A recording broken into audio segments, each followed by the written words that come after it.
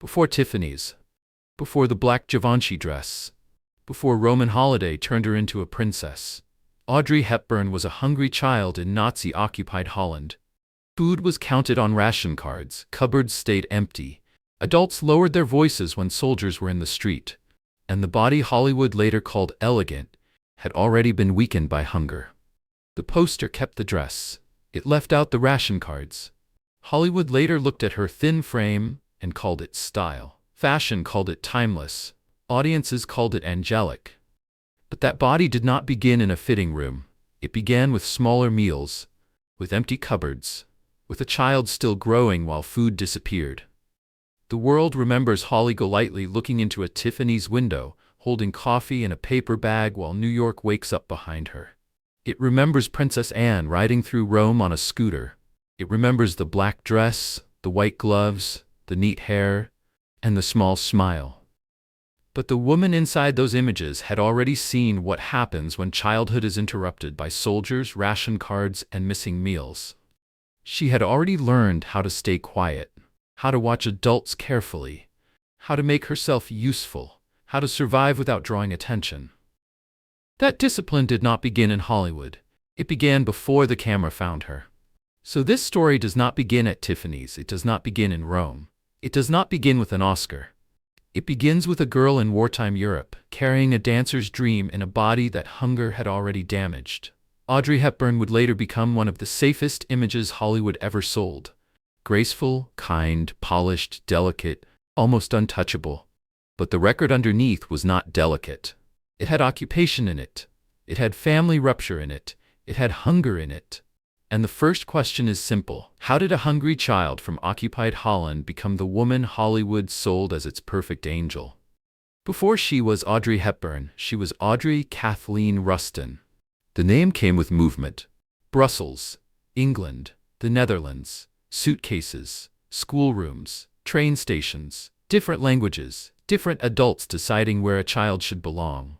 Her family looked polished from the outside. Her mother came from Dutch aristocracy. There were manners, rules, and rooms where people knew how to behave properly. But manners did not keep the family together. Audrey's father left when she was young. That was one of the first breaks in her life.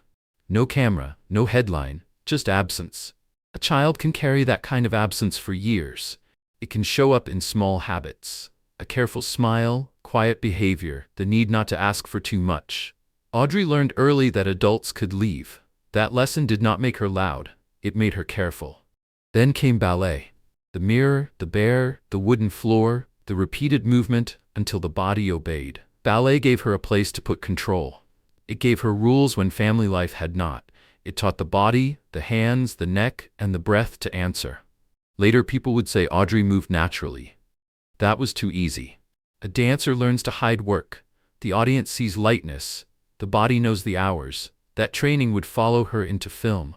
The way she stood, the way she turned her head, the way she used stillness instead of noise. But Hollywood was not the first plan. Dance was the plan. A stage, a serious career, a life built through the body. Then Europe moved toward war.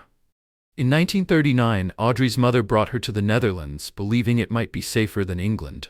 That decision placed Audrey inside the next disaster. The country that was supposed to protect her would soon be occupied. The suitcase had moved her again. This time, it moved her into the part of her life the movie posters would later leave out. The girl at the ballet bar was about to learn what hunger could do to a body. When Germany invaded the Netherlands in 1940, Audrey Hepburn was not a star waiting for a studio. She was a child in a country that had just lost control of its own streets. Occupation changed ordinary life first. Rules changed. Food changed. Names mattered. Movement mattered. What people said at home could become dangerous outside. During the war, Audrey used the name Etta van Heemstra in daily life. A name could offer cover. A name could help a child blend in. A name could keep the wrong attention away. That detail matters because Hollywood later made Audrey Hepburn famous around the world. But during the war, a name was not a brand. It was protection. The war also entered her family. Her uncle was executed by the Germans. One of her half-brothers was sent to a labor camp. Another went into hiding. These were not background facts. They were empty chairs, missing voices, and adults trying to keep going while fear stayed inside the house.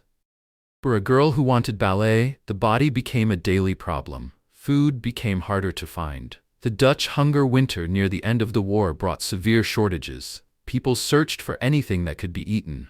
Families stretched meals. Children lost strength. Audrey was still young. Her body was still developing. Hunger did not wait for childhood to finish. Later accounts described malnutrition, weakness, and the long effects of deprivation. That hunger did not disappear just because the war ended. Later, when audiences looked at Audrey's delicate frame, they saw elegance. They did not see the ration card. They did not see the empty cupboard. They did not see a child learning that food could vanish because armies had moved across borders. That is the first crack in the angel image. Audrey's body was admired before many people understood what had happened to it. The war did not make her a movie star. It did something harsher. It took away the easy version of childhood. And when peace came, Audrey still tried to return to dance. But the body she brought back to the studio was not the same body her dream had once required. After the war, Audrey returned to ballet. That detail matters because her first serious ambition was not film. It was dance. The mirror, the bar, the floor, the teacher's correction, the foot placed again and again until the line was right. Ballet is not a soft dream. It is hard physical work. It asks for strength, control, repetition, and pain that has to look clean from the audience. Audrey trained seriously. She had the look people associate with ballet. Long limbs, a narrow body, a controlled line. But ballet does not run on appearance. It runs on stamina. It runs on muscle.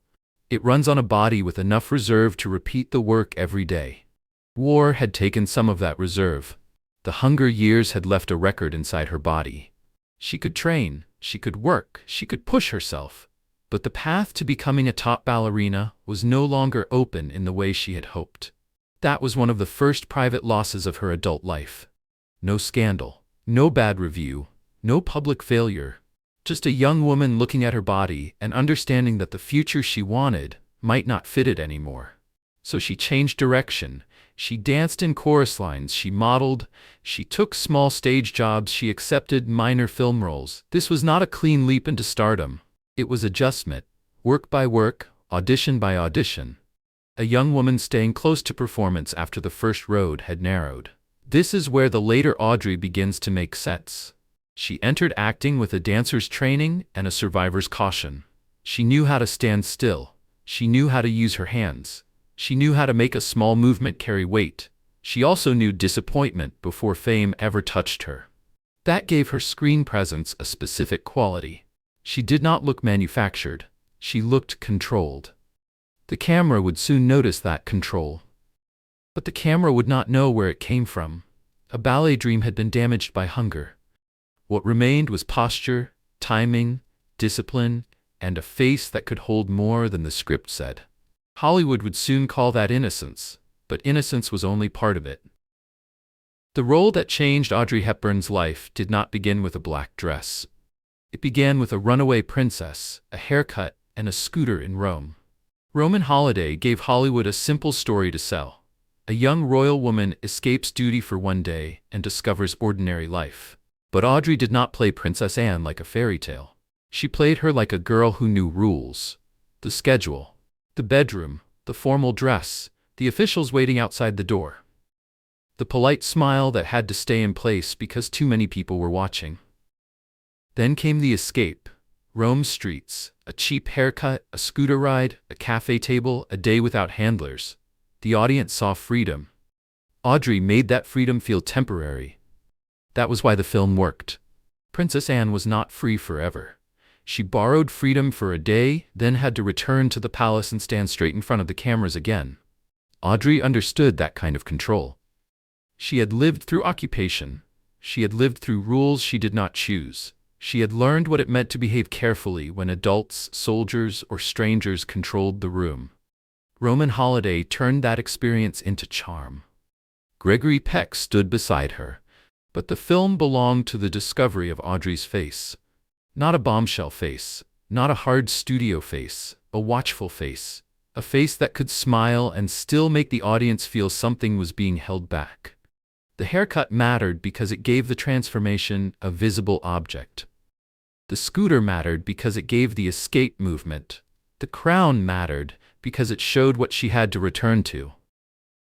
When Audrey won the Academy Award, Hollywood had its new princess.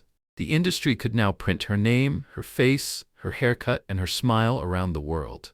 But the Oscar did not erase the record underneath. The hungry child from occupied Holland had now been dressed as royalty.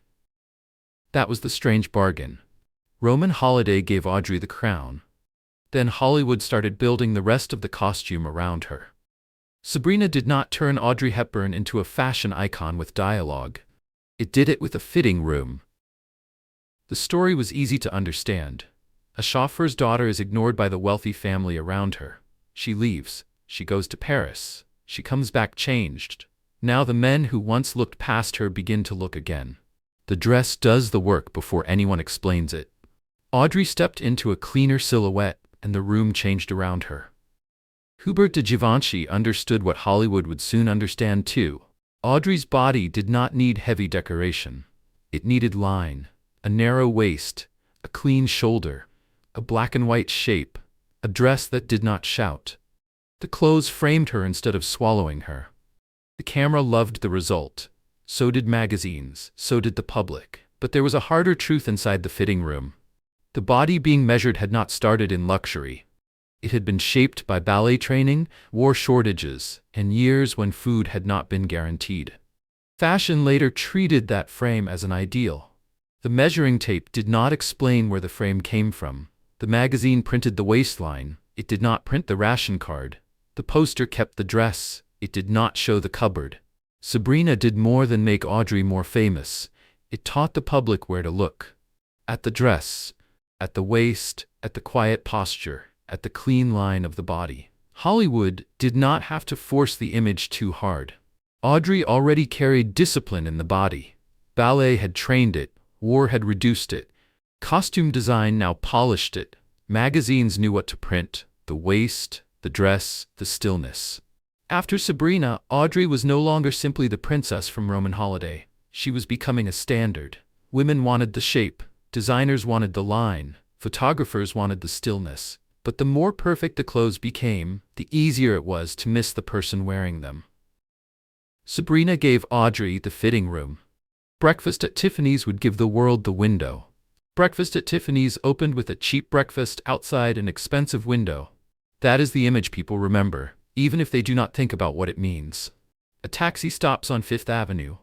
Audrey steps out in the black Givenchy dress. Coffee in one hand, paper bag in the other. Jewelry behind the glass. New York still quiet. Holly Golightly looks polished, but the breakfast is small and ordinary. That contrast is the whole scene.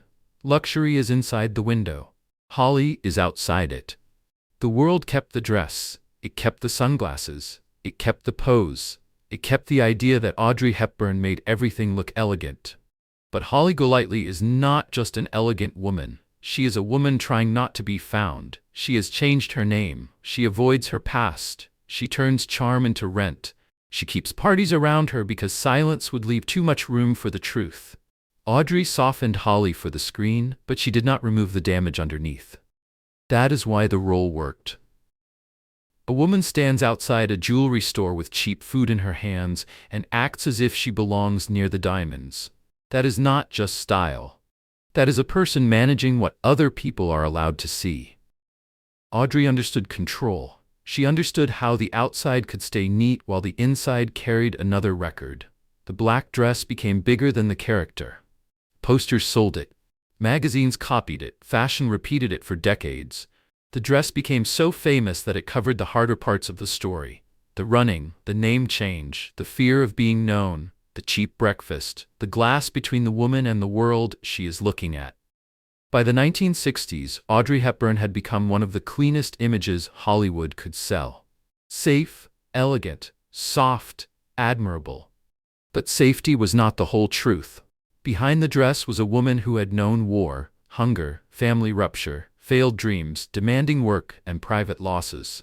The window became famous. The hunger behind it stayed quieter. And after the world turned Audrey into a symbol, she still had to build an actual life behind the symbol. Audrey Hepburn's most private wish was not another poster, it was a child. Hollywood wanted more dresses, more close-ups, more elegant women in expensive rooms. Audrey wanted a nursery, a kitchen, a child's room, and days that did not end with a camera flash. That desire did not come from nowhere. Her own childhood had been broken by absence, movement, and war. Her father had left. Countries had changed around her. Food had disappeared. Safety had not been something she could assume. So when Audrey wanted a home, it was not a small wish. It was the one thing fame could not hand her on a contract. She married Mel Ferrer in 1954. The photographs looked polished, a beautiful actress, a serious actor. Premieres, stage work, film work. A couple the public could understand. But magazines printed gowns. They did not print the hospital rooms. They did not print the miscarriages.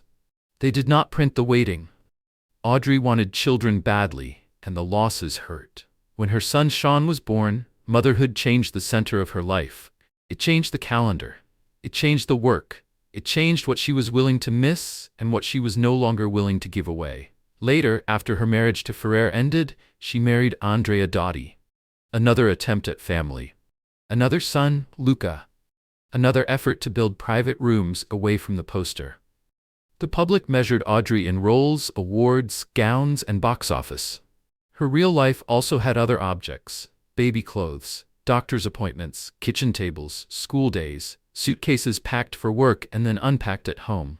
She reduced her film work. That was not simply fading, it was a decision.